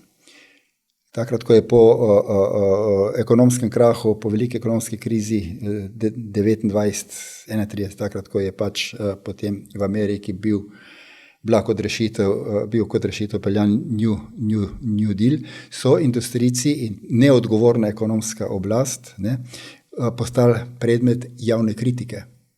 In da bi to kritiko preprečili, so industrialci razvili znanost, družboslovce, angažirali družboslovce, psihologe in tako naprej, ki so jim pomagali ustvarjati pozitiven imidž osebi v družbi. In velik del teh manipulacij javnega mnenja, PR in tako naprej, to spada, to se začenja kot del tega sistema. Tam so zametki. Ja. Še to me zanima, Tomaž, če lahko umestite, vsaj po drugi svetovni vojni smo to spremljali neprestano, ustvarjanje kriz in ustvarjanje novih vojn. Kot da je to, kako bi rekla, del celega dogajanja. Ta del, če lahko razložite. Glejte, to tudi gre nazaj do Versaja. Ko so se ti zahodni politiki in biznismeni zbrali v Versaju, so ugotovili, da je svetovna vojna pretrgala ekonomske tokove. In so rekli, to se ne sme več ponoviti. In logičen zaključek, sklep bi bil vsakega poštenega človeka, dajmo preprečiti vojne. Ne, ti ljudje so vključili vojno, integrirali vojno v ekonomski sistem. Vojna postane del vladajočega politično-ekonomskega sistema. Tako da to velja še danes. Ta vojna je del ekonomije. To ni nekaj, kar ekonomijo, gospodarstvo zaustavlja, paralizira. Ne, to je tisto, kar gospodarstvo, ta vladajoče ekonomske sile krepi in hrani. In zato dejansko imate prav, zlasti od konca druge svetovne vojne naprej smo na nek način v permanentni vojni. Ni leta, da bi ne bilo vojne. Da ne bilo nekih hudih. Tako. Ampak poleg tega so pa še te krize. Lahko so, ekonomske krize, zdaj je bila epidemija. Tudi te krize so del sistema. S krizami se sistem obnavlja na nek način. Zdaj na krizo lahko gledamo kot na nekaj, kar nas doleti, kot neka naravna nesreča, in se pol moramo rešiti in moramo krizo rešiti. To je naivno gledanje. Bolj realistično gledanje je, da je mnogo teh kriz induciranih, skratka so nekako, ne bom rekel načrtovane, ker to je teorija zarote. Vse so zarote tudi. Jaz verjamem, da zarote so. In imajo teoretiki o zarotah, imajo veliko kar pravijo. Kar hočem reči je to, tovrstni načrti se nikoli ne uresničijo, tako kot so bili zamišljeni. Če je še tako močan tisti, ki te načrte ima, če ima še tako moč, pa tako vojsko, nikoli ne bo šlo tako, kot si je zamišljeno. Ampak na nek način pa te krize so dopuščene, sprožene, in v vsakem primeru pa jih vladajoče elite ali elite oblasti izrabljajo za konsolidacijo svoje oblasti. Če gledate krizo leta 2008, vsi smo takrat rekli, to je pa konc neoliberalizma. Zdaj je pa jasno, da tako ne gre več naprej. Kaj se je zgodilo? Te neoliberalistične sile so se še ukrepile. Skozi krizo so dosegle še večjo moč in delale ne samo po starem naprej, ampak še bolj radikalno. Covidna kriza isto. Kaj se je zgodilo v covidni krizi? Celo gospodarstvo je paralizirano, mala in srednja podjetja propadajo, ljudje izgubljajo domove. Če gledate na Ameriko, to so milijoni in milijoni ljudi, ki so izgubili streho nad glavo, in vse to premoženje si prilašča, nepremičnine, podjetja, vse to si prilaščajo pol tiste velike korporacije. BlackRock ima zdaj celo pogodbo z to njihovo centralno banko, da v bistvu so menedžerji centralne banke na nek način. Skratka, kar se je zgodilo skozi to krizo, ko je gospodarstvo bilo razsuto, je to, da se je ta del gospodarstva, ki je po svojem bistvu izkoriščevalski, ki sloni na grabežu in kraji, se je ukrepil s pomočjo vladnih subvencij. In tle je spet jasno, ne, vlada dela za te velike korporacije, ne za ljudstvo, ne za podrejeno prebivalstvo. A lahko še to, Tomaž, razložite, zakaj je potem v teh valovih hujših kriz tolikšen vznik fašizacije družbe? Glede, to je vprašanje, to drži ali ne. Zdaj, če gledamo zgodovinsko, to drži. Ne? Da je, recimo, če gledamo zlasti primer Nemčije v 30 letih, je ta gospodarsko razsulo pripeljalo do vzpona nacizma. Ampak ta vzpon nacizma, pa še prej fašizma v Italiji, so podpirali liberalci in podpiral ga je velik kapital. So ga financirali. Ne? Skratka, tle ni bilo nasprotja. Mi smo zdaj, ko imamo oprane možgane, verjamejo to, da je liberalizem načelni nasprotnik fašizma. Tudi nikoli ni bil. Ne? Ampak to, kar se je takrat dogajalo, je, da so liberalci, ki so bili ena od glavnih političnih sil in ena od prevladujočih političnih ideologij, podprli fašizem, zato da bi preprečili rast socializma. Skratka, tle se dogaja, pač to dogajanje se odvija v nekem trikotniku med liberalizmom, socializmom in fašizmom, v katerem je socializem skupen nasprotnik fašistov in liberalcev. Ne? Ampak skratka, za tisto situacijo to velja, da razkroj pripelje do vzpona fašizma. Danes mislim, da je fašizem v centru politične oblasti in da ne gre za to, da razpadanje družbe proizvaja fašizacijo, ampak za to, da fašizacija oblasti proizvaja razpadanje družbe. Zato mislim, da je proces obrnjen. Ko smo navajeni gledati, vidimo nevarnost fašizma na političnih ekstremih. Ne? Populizem in pa tretje. Ne? V bistvu je nevarnost v centru. In če gledate, kaj se dogaja na ekstremih, to, kar vladajoči liberalistični diskurs imenuje fašizem, populizem in tako naprej. Tle so v bistvu, nažalost, alternative obstoječem sistemu in del teh alternativ je mogoče bolj grozljivih od sistema samega, ampak tle dejansko gre za sile, ki nasprotujejo statusu quo. In če gledate strogo, je vprašanje, koliko so fašistične. Zato, kar se dogaja v centru politične oblasti, pa lahko rečemo, da gre za fašizem, če pod fašizmom razumemo težnjo po končanju politične reprezentacije, skratka na to, da je oblast izraz volje ljudstva, skratka ta politično predstavništvo je v fašizmu izbrisano, je suspendirano. To se dogaja danes. Glejte situacijo v Evropi vladajo neizvoljene elite. Ne? Skratka, to niso predstavniki ljudstva več. Skratka, gre za odpravo suspendiranja političnega predstavništva, gre za podrejanje opozicijskih sil. Glavna opozicijska sila za fašizem, za zgodovinski fašizem bila delavsko gibanje.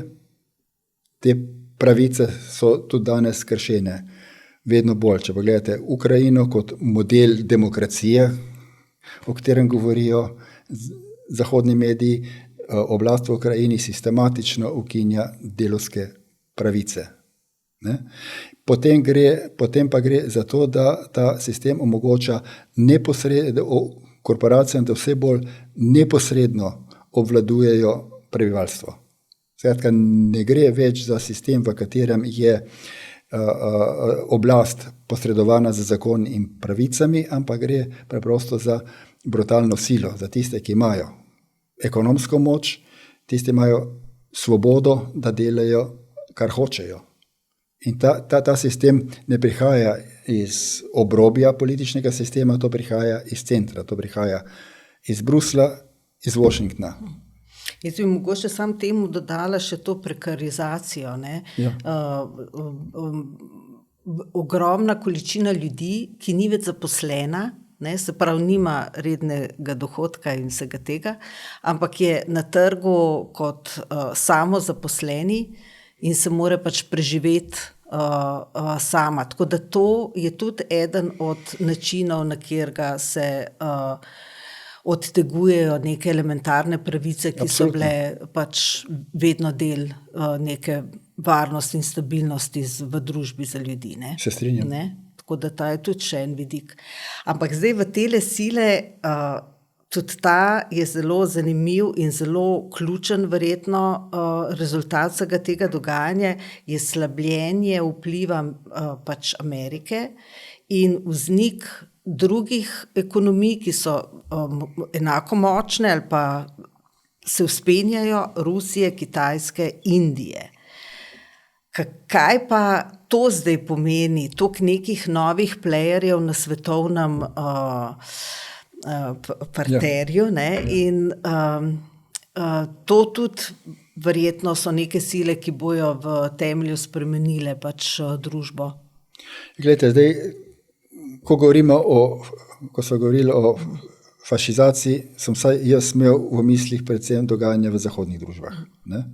Zdaj, če pogledamo, te zahodne družbe se imajo za mednarodno skupnost, to je svetovna skupnost, skratka gre za 31 držav približno, par več, ki predstavljajo 20% nekaj tazga svetovnega prebivalstva, ki so se doslej imele za središče sveta in se enačijo s celotnim človeštvom in tako naprej.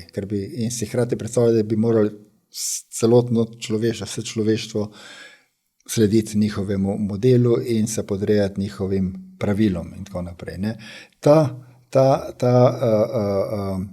del sveta je prišel v položaj, v katerem je jasno, da nima več moči, ki jo je imel recimo 500 let, ali pa ki je imel zadnjih od konca druge svetovne vojne 70 let.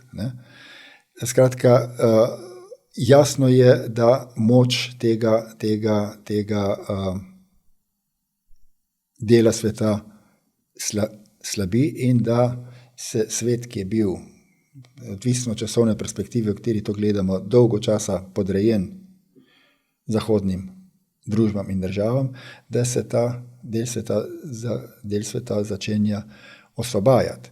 Zdaj, procesi so, jasno, kot procesi, ko gre za družbene in politične procese, so kompleksni. To je tako, mislim, to te niti ni treba reči, to je pleonazem. Ampak del razlogov za upadanje moči Zahoda je notranji sistem. Že večkrat sva omenila, jaz večkrat kot vi, da so ta družbeni model, politično-ekonomski model, ki vlada na Zahodu, nevzdržen. In ta nevzdržnost pripelje do slabitve moči. Če gledate Združene države Amerike kot najmočnejšo zahodno silo, Združene države Amerike danes niso več ekonomsko kompetitivne. Po koncu druge svetovne vojne je Amerika predstavljala, ne smo se številka, ampak rečemo 3/4 svetovnega ekonomskega potencijala. Danes je ta odstotek padel na četrtino, na 20%, skratka, bistvena razlika. Ampak da niso ekonomsko kompetitivne, se kaže v tem, da se pri ekonomski konkurenci, da niso konkurenčne, kompetitivne. To se kaže o tem, da se v svetovno ekonomsko dogajanje vse pogosteje vključujejo oziroma skušajo to dogajanje obvladovati s sankcijami in vojnami. Skratka, ni več njihova ekonomska moč, niso več konkurenčne cene ali kvaliteta proizvodov, ampak ameriška vojska ali pa sankcije. Potem Združene države so izgubile vojaški primat, niso več prva vojaška sila, ker so druge sile, zlasti Rusija, deloma Kitajska, izdelala orožja, ki so, nekateri pravijo, naprednejša od tega, kar imajo Američani. Tako da Američani razen podmornic in atomskega orožja na nobenem drugem vojnem področju niso več najmočnejša sila. Ne? Potem pada njihov diplomatski potencial. Diplomacijo so zanemarili. Če gledate, kdo danes vodi ameriško diplomacijo, to je Bog pomagaj. Človek mora biti neroden. To so nekompetentni politiki. Ne? In kolikor se Evropska unija podreja ameriškim diktatom, se isto dogaja v Evropi. Skratka, glavni evropski diplomat govori, da ni več čas za diplomacijo. Mislim, to je absurd. Če zunanji minister EU, komisar, reče kot prvi diplomat, da se ne bo ukvarjal z diplomacijo, da je treba zmagati na bojišču, bi ga morali odstaviti. To človek, ki ni sposoben upravljati svoje funkcije. Ne? In potem gre tudi za upadanje politične moči, ki je povezano z ekonomsko, vojaško in konec diplomatsko močjo. Ne? In gre tudi za to, da se vedno bolj bledi tudi ta čar in mik ameriške popkulture. To, kar je, na čemer so gradili med hladno vojno. Skratka, tako imenovana netrda moč. Ne? Amerike. To tudi izgublja, ta ideološki in popkulturni čar. Skratka, to na vseh teh frontah vidimo zaton. Ne?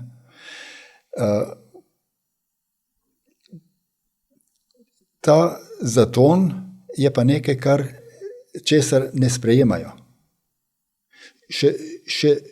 Še vedno se imajo Američani na prvem mestu in Evropa z njimi za nekaj boljšega, za nekaj posebnega. Za njih ne veljajo zakoni. Svet mora delovati ne po mednarodnem pravu, ampak po pravilih, ki jih postavljajo oni. Ne? In to potem vodi v konflikte in vodi v zelo nevarne konflikte, vodi v vojne, v kakršni smo zdaj.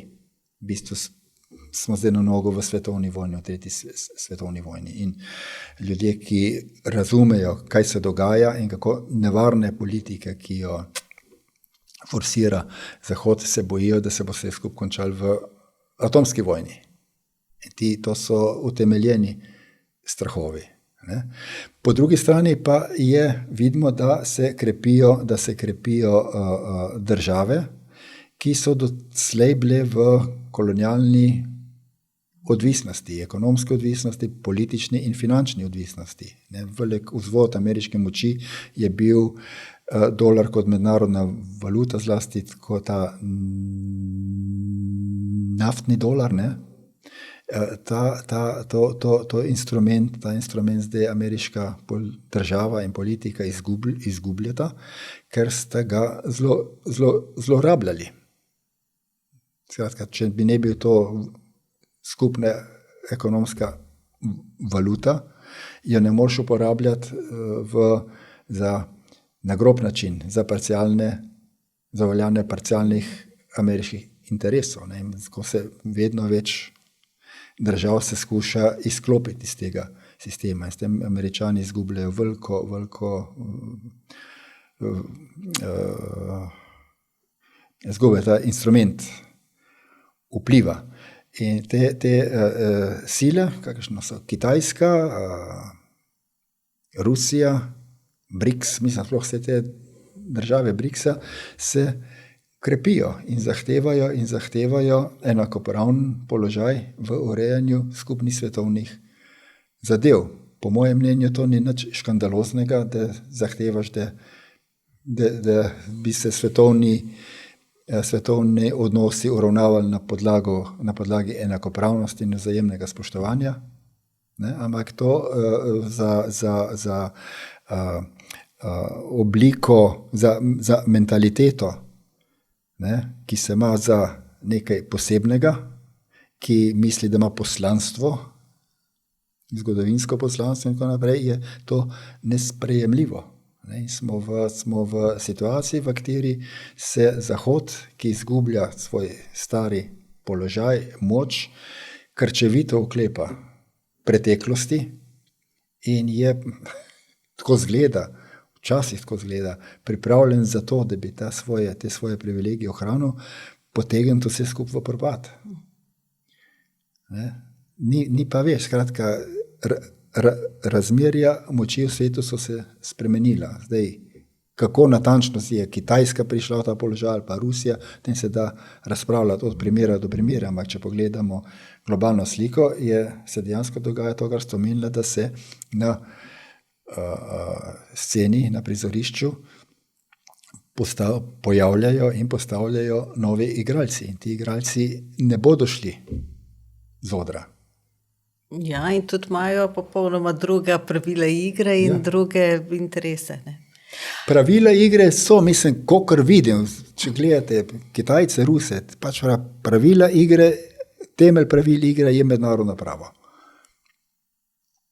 In spoštovanje suverenosti, vzajemno spoštovanje suverenosti držav. Ne? Tako da to ni nekaj, v tem smislu to ni novost, to so v bistvu principi, ki so veljali že do zdaj, ampak niso bili spoštovani, oziroma so bili spoštovani selektivno. Zahod jih je spoštoval, kadar je bilo to Zahodu v prid. Ne, ti pa zahtevajo, to je podlaga, na kateri bomo sodelovali, na tej podlagi bomo sodelovali enakopravno. Interese ima pa vsak svoje. In zato, ker ima vsak svoje interese in ker so ti interesi drugačni, se treba pogovarjati. Treba imeti mehanizme za usklajevanje interesov in za reševanje konfliktov brez vojne na enakopravni podlagi. Tomaž, mislite, seveda je težko karkoli napovedovati, pa se ne bi zdaj šla vedeževanja, ampak mislite, da je možno to situacijo, ki je zdaj res zelo razpadajoča, ne, cel sistem izgleda vse nekako v razpadu, da se lahko to premosti brez nečesa zelo nasilnega? No?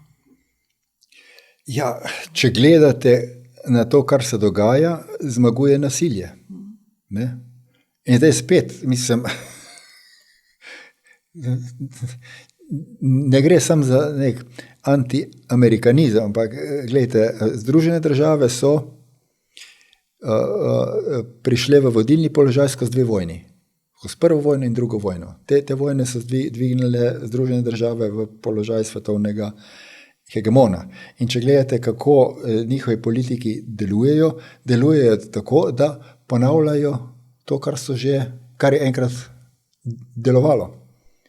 In tako očitno je, da so v ameriški politiki sile, ki verjamejo, da se bodo ohranile oblast, vodilno vlogo še z eno vojno. In hkrati verjamejo, da je mogoče nuklearno vojno preživeti. Škoda, take sile, in te sile imajo dosti veliko besedo vsaj trenutno v ameriški politiki.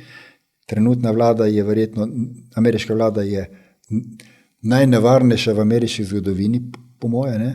Te sile imajo dosti veliko besedo pri oblikovanju ameriške politike. Ne? Tako da možno je, da se bo to nasilje še stopnjevalo, oziroma ko govoriva, se stopnjuje. Bodo sposobni ti odločevalci, veliki odločevalci se zaustaviti, narediti korak nazaj, težko reči. To je dejansko zdaj boj, kot zgleda, boj na življenje in smrt. No, ampak ker so tukaj še na tem parketu svetovno še drugi playerji, drugi igralci, recimo Kitajska in ta, kako bi rekla, razcvet ekonomije v Indiji, a ni njihov vpliv ali pa karkoli tudi merodajen pri tem, kam se bojo stvari obrnile ali ne? Ja, njihov vpliv je merodajen v tej meri, da se ne pridružujejo zahodne ekonomski vojni proti Rusiji. Ja, to je res. Ne? In to, da se ne pridružujejo tej vojni, je verjetno dejavnik, ki bi lahko situacijo stabiliziral in pripeljal do rešitve, v katerem bo ta unipolarni svet nasledil svet, v katerem bo pač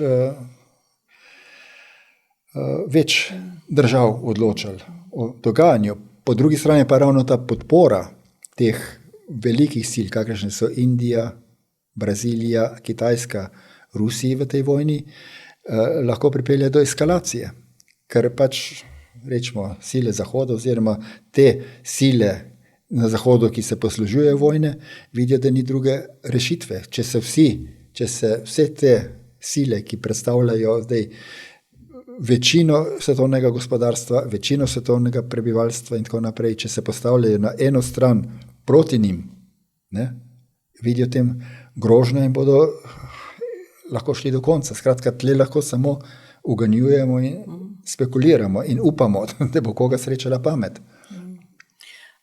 Tomaž, a je mogoče, oziroma tako bi rekla, kakšna je sploh alternativa obstoječemu sistemu in družbi in tako? In a je mogoče sploh doseči alternativo brez nekih temeljnih sprememb vrednot pri človeku? Saj človek tak, kot je danes, z temi vrednotami, ki jih ima, lahko proizvaja samo to, kar pač proizvaja. Ja. Se pravi, kvantni skok v novo družbo zahteva tudi nek kvantni skok, neko močno notranjo spremembo pri človeku. Se mi zdi, da drugače ne more nastati nekaj novega iz teh starih elementov. Kako vi vidite to pač? Korak naprej. Na vsak način drži, da bo sprememba zahtevala tudi spremembo temu, čemu pravimo vrednote.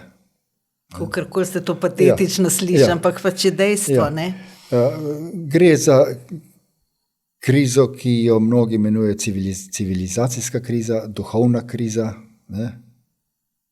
In kulturna kriza, to drži. Mislim, da nisem kompetenten, da bi o tem kaj več govoril, ampak očitno gre za velike duhovne, intelektualne in kulturne premike. Ne? In ti premiki so nujni zato, da bi lahko našli alternativo sistemu, ki zdaj vlada. Ampak a so to samo nove vrednote, nekaj, ki še ne poznamo, a so to vrednote, ki so že obstajale pred zavladanjem kapitalizma, pred zavladanjem tega obstoječega kapitalskega politično-ekonomskega sistema, je pa drugo vprašanje. Ne? Tle v mnogih okoljih, kjer ta modernizacija ni v svoji kreativni destruktivnosti ni šla do konca, obstajajo nastavki, na katerih se da graditi drugačno družbo, ki je deloma aktivira neke stare elemente družbenih solidarnosti, kolektivnega delovanja, odnosa do narave, ki je drugačen, kot je zdaj. Ne? To obstaja. Mislim, niso vse družbe take, kot je naša. Ne? In tudi, če pod našo družbo razumemo slovensko družbo, tudi slovenska družba ni taka kot nemška ali pa nizozemska. Skratka, v bistvu imamo z njimi zelo malo skupnega, kljub temu, da politiki trobezljajo o ekonomskih vrednotah, o evropskih vrednotah vse čas. In na te elemente bi se dal navezati, samo da bi zdaj taka navezava zdaj bi bila posredovana z pretežno negativno izkušnjo kapitalizma in modernizacije. In še bolj postmodernizma. Ne? To je sploh katastrofalni del modernizma je postmodernizem verjetno, ne? Ampak to spet druga razprava. Spet druga, ja. Pa mogoče tudi, ne vem, glede teh vrednot odnos do dela, ne? Do dela, ker tako delo kot služenje, ne? Je lahko usmerjeno v služenje denarja ali v služenje bližnjemu. Ne? Vsako delo, ki ga upravljamo, delamo za nekoga. Nekdo bo to, kar mi delamo, uporabo, rabo, koristu in tako naprej. Lahko smo pa usmerjeni v delo kot služenje denarja. Ne? Že tukaj se mi zdi, da če smo usmerjeni v delo kot služenje denarja, smo v tej paradigmi, v kateri smo zdaj. Glede, tudi tle so razlike. Ne? Če gledate začetke tega kapitalizma, je delo bilo vrednota. Skratka, kapitalist sam je delal. Ne? In zato so kapitalisti takrat nastopili proti nezasluženemu dohodku. Ne? Unearned income. To je bilo, to je tista anatema je bilo tole. Ne? In to se je spremenilo s oblikovanjem korporacij, s oblikovanjem tega tako imenovanega odsotnega lastništva, ko lastnik ni več na kraju produkcije samem in tako naprej, ampak v glavnem preklada denar, ne? To se je vse spremenilo. Ne? In v bistvu to, kar prevladuje danes, ni toliko kultura dela za to, da dela za zaslužek, ker ljudje, ki delajo, to, če imajo 2-3 službe, še vedno ne zaslužijo za življenje. Ne zaslužijo dovolj, da bi dostojno živeli. Skratka, delo za preživetje je v bistvu zastarel koncept v nekem smislu, ker delo ne prinaša več tiste nagrade, ki jo je mogoče v nekem bolj klasičnem obdobju države blagostanja in tako naprej. In glavni vir dohodka danes je renta. Skratka, nezaslužen dohodek. In gledajte, kaj se v Ljubljani dogaja s tem turizmom. Nas vzgajajo v male rentierje. Vsak bo nekaj zaslužil, ne da bi v resnici delal. Na račun tega, da ima stanovanje, na račun tega, da ima lep pogled iz sobe, nagrad ali karkoli. Ne? No, v bistvu celo mesto, cela Ljubljana je zdajšnji župan pretvoril v prostitutko. Mislim, vse je na prodaj. Ne? In to ne na prodaj. Zato, da bi ne s posredovanjem dela, ampak po principu ekonomije, po principu rentierske ekonomije. In to je katastrofa. Če gledate v sosednji državi naši, tam, kjer je turizem najbolj razvit, mlade generacije nimajo nobenega znanja in kvalifikacije več. Glavno, da imajo ključ od stanovanja, ki ga oddajajo. Ne? To je katastrofa za družbo. Če družba živi, če glavni vir dohodka to rentierstvo, ta družba bo zanemarila izobraževanje, vse bo. Ne, skratka, tle stvari niso tako enostavne, ne, da ne več delati za dobiček. Ne. Je pa res, da je delo pomembna kategorija, o kateri moramo razmišljati, ko razmišljamo o alternativah obstoječemu stanju, in dejansko zdaj potekajo zanimive razprave o delu.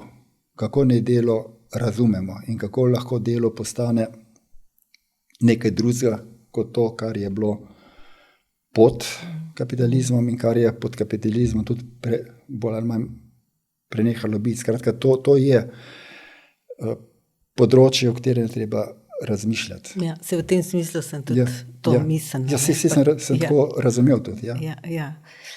Tako da, torej, a so potem kakšne že, kako bi rekla, alternativni izgledi, kam bi lahko zakorakali, kaj lahko spodbudnega sploh dodava za na konec, da ne bomo v te katastrofi nuklearne vojne končali,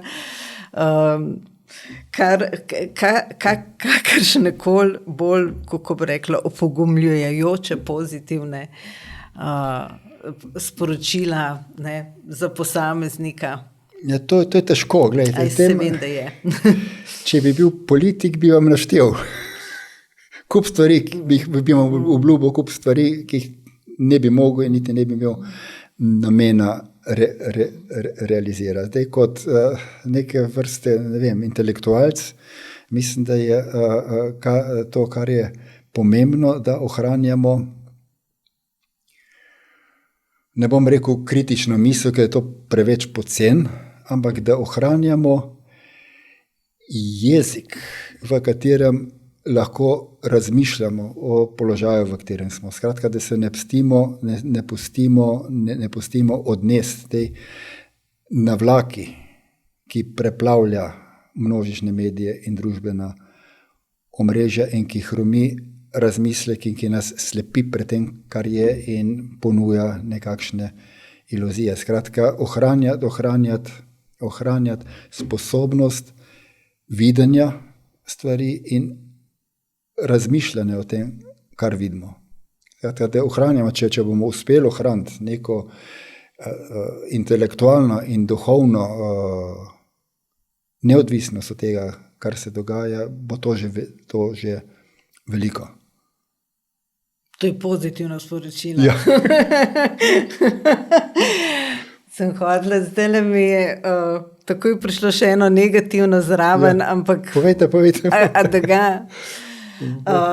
Ko ste to govoril, pač se mi je porodil ta podatek, da se prvič v civilizaciji, prvič v zgodovini zdaj dogaja, da je generacija, ki je sedaj mlada generacija, da ima manj znanja od predhodne generacije. Ne? Se pravi, prvič je ta padec znanja v generaciji potomcev. Ja. No, to ni spodbuden podatek, pa sem ga hotela scenzurirati. To je dobro vedeti in to je zelo pomembno, da to vidimo in vemo, ker ta trend je treba preprečiti. Kruto gledano, mogoče smo zavozili generacijo ali dve, ampak to je treba prekiniti. Zdaj, ker me imajo nekateri za rusofila in tako naprej, Rusi bodo izstopili iz Bolonije, iz bolonskega sistema. To aplaudiram tej potezi. To bi morali narediti tudi pri nas. To za začetek. Vrniti izobrazbo vsaj na raven, ki smo imeli pod socializmom. No, ampak se začne že prej, ne, tudi v osnovni šoli, gimnaziji. Ja, absolutno. Cel sistem je očitno neustrezan, že v to smer, da je ključno spodbujanje ustvarjalnosti, logičnega mišljenja, ne pa trpanja z nekimi podatki in tako ne. Tudi s podatki ne trpajo več otroka. Če gledam svoje otroka, ki sta se šolala v Ameriki, ti otroci so neizobraženi, tudi če v dobre šole hodijo, ker se tako malo se naučijo. Skratka, ni problem v tem, da jih s podatki trpajo. Gre za to, da jih naučijo, v bistvu jim kradejo čas, kradejo jim življenje, da jih dresirajo v oblikovanju določenega razmerja do sveta. Se pravi, nehite otrokom... Vrednote, ampak ne vrednote v smislu vzgoje. Vsak se smel vzgojo in izobraževanje, ne? Ampak vrednote v smislu ucepljanja enega konformizma. Skratka, nekaj, da verjameš, da neki si brez podlage, brez znanja in brez razgledanosti. No, pa rivalstva, recimo. Ne prestane tekme, kdo bo prvi boljši in absolutno, primerjanja s drugimi. Ne? In stalnega hvaljenja tudi, ne, kako je zdaj slovenski šola, ker nimam nobenega, ki bi tam vse, kar si naredil, je bilo dobro. Good job. Sam hvalijo. In pol ti otroci, bogi otroci, ki se celo življenje sam hvalijo, da so najboljši, najgenialnejši, pridejo iz šole v kruti svet in kolapsirajo.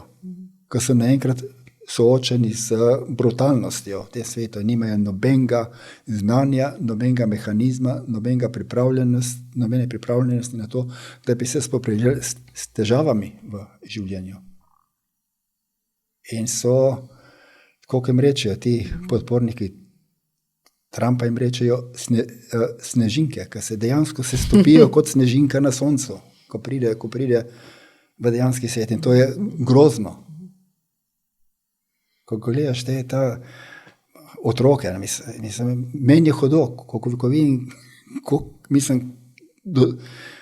kaj so iz njih naredili.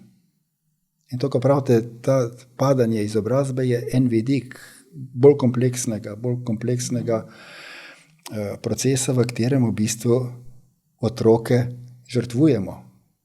Ne vem čemu.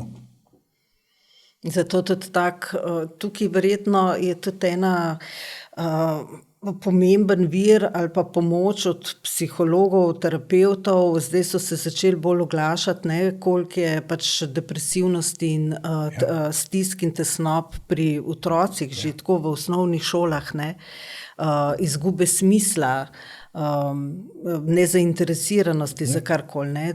To je res popolna implozija v nek nič, notranji. Implozija, to dejansko je dobra beseda. Gre ta notranji nič. In hkrati gre za medikalizacijo. Odgovor na to bo medikalizacija. In če gledaj, kaj se pod COVID-om dogaja, da so otroke, ki niso bili kritična populacija pod tem COVID-om, da so jih cepili z eksperimentalnimi cepivi. To je kriminal. To je del tega.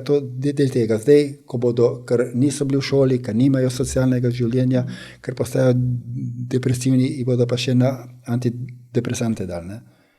Mislim, to je grozljivka. Mislim, tako si včasih smo rekli, otroci so naša prihodnost. Ko smo bili otroci, so nam tako rekli. In so dejansko investirali.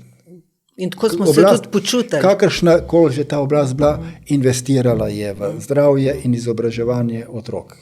In v to, da smo imeli dost svobodnega časa v bistvu. Dost prostega časa, igre in vsega še. Zdaj je pa nekaj monstruoznega. Jaz ne vem, kaj se dogaja. To sicer ni zdaj optimistična nota, ampak optimistično je to, da to vidimo in da začnemo razmišljati o tem, kako to ustaviti čim prej. Veste, nisem jaz to malo zdaj za nek lažen optimizem, ampak ne želim pa tega, da bi ljudje gojili nemoč, da bi se skratka v to mlakužo stopili neke nemoči in apatije, ne pa to, da bi zdaj gojili neke lažne, optimistične, bolj v to smer, da se pač kje najde tiste vzvode, kjer pa lahko nekaj spremenimo v svojemu mikrokozmosu, kjer imamo vzvode v svojih rokah, da se odločamo, kako se bomo odločali in v svetu, v tem smislu, skratka bolj optimistične stvari za zaključek. Se pravi, vse ena določena moč je vedno v odločitvah in do sveta, kakor je pač mogoča. Kakorkoli, hvala vam zelo za ta obisk. In tudi za to, kako ste razgrnili pač vse te probleme našega časa, in mislim, da ta pogovor bo treba parkrat poslušati, da bo človek vse te informacije lahko absorbiral, ki smo jih danes natrosila. Hvala za povabilo še enkrat.